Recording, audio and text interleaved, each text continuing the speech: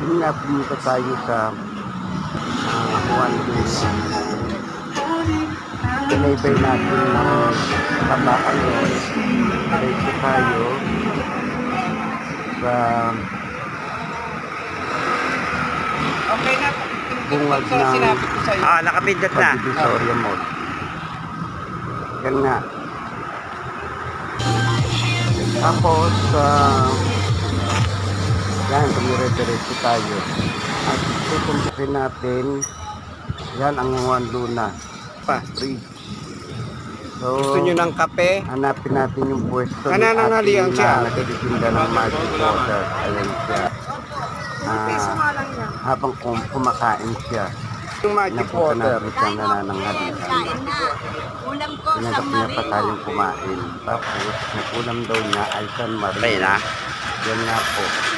Tapos, ang kasama niya magtinda ngayon ay ang kanyang akong lalaki. Ako'y lagi nga Yan. Okay na. Apo mo siya, ate? Ayan po yung apo niya. Ayan, apo niya yung Kasama niya nagsasalita ng magtinda. magic water.